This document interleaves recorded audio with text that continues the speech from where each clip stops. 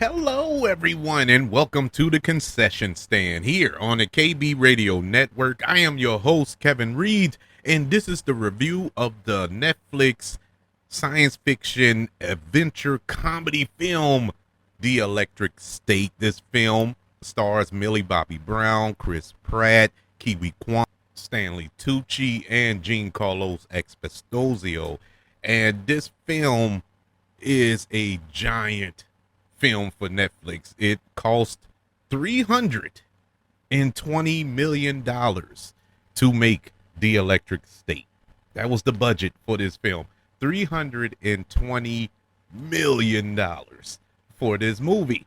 And it's directed by the Russo Brothers, who has given us Avengers Endgame, Avengers Infinity War, Captain America Winter Soldier, all of those gems from the MCU. Along with them, the writers of those films as well. You have Christopher Marcus and Stephen McFeely. They wrote this movie, so you kind of had an idea that this was gonna kind of be in the realm of a Marvel film. You got the directors of probably the most successful Marvel films, well, no, probably in it, and the writers of said film, and coming together to make a loose adaptation of the novel that was released in 2018 that is based on this material.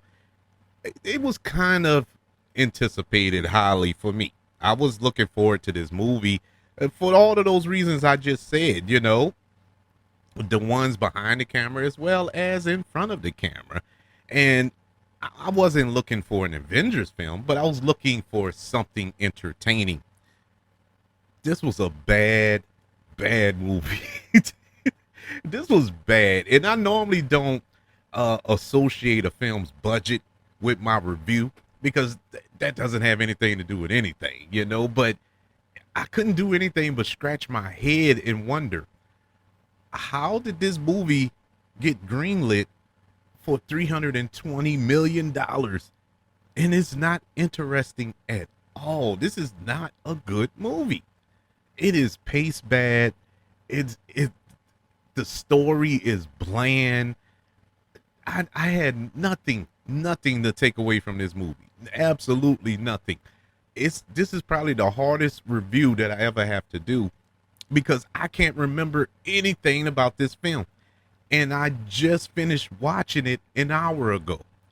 It's nothing that will grab you and say, oh man, that was good. Even we've watched bad movies and there's been a scene, maybe a shot in it or a line that was delivered good. At least there was something that you can take away from a bad movie. I can't take anything away from this movie. There's nothing in this film that makes me excited to see, like a clip. If you see a clip of it pop up on TikTok or whatever, and you're like, okay, that's the one good thing about this movie. There's nothing. The acting was bland. It wasn't bad. These are some really good actors in this film. Not only live action wise, but voiceover wise. You had a lot of premier talent in this film. I already stated Millie Bobby Brown, who's the star of this film. We all know from Stranger Things and what is it? Honora Holmes. Yeah, she's a good up and coming young actress. But this wasn't it. This wasn't it. This felt like a paycheck movie for her. There was no emotion at all. And I know she can bring it because I watch Stranger Things. I've seen her act in other things. I know she can act. So to sit here and say that she's a bad actress because of this film, that's not fair to her. I just don't think it was nothing there for her. There was absolutely nothing there for her to work with. Chris Pratt, I think it's time for everybody to come to grips, or maybe I'm late to the party, to come to grips that he is only Star-Lord. That's all he can do, because that's all I've seen him in every single movie that he's in. The jokes, the awkward, like, fish out of water type character that he played. It's just not working. And it didn't work for this film. I'll put it that way. It may work in other films. Of course, it works for his portrayal of Star-Lord in the Guardian of the Galaxy films, but not in every single movie. He's the same in every single movie, and the Electric State is no exception.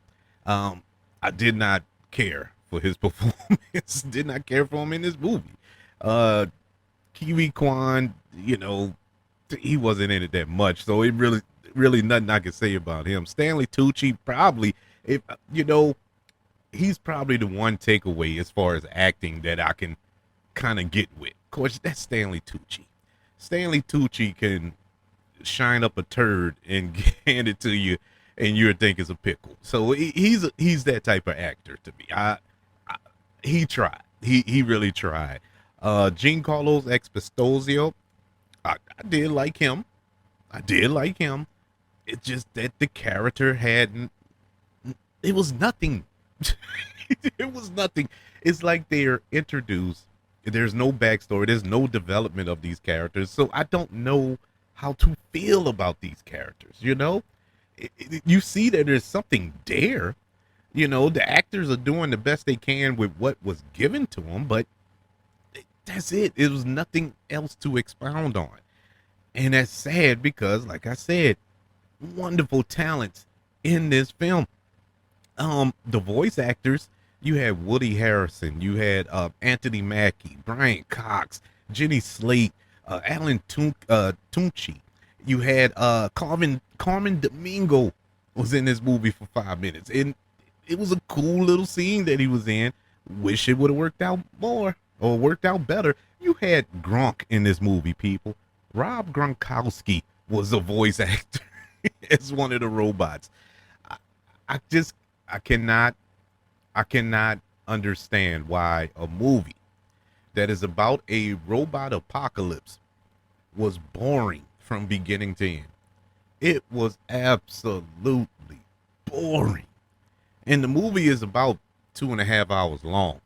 And I didn't time it, but I was really looking at my watch the whole time so it could be over, but I didn't exactly know how long this movie is, but it's well over 2 hours. And it did nothing for me. It really hurt.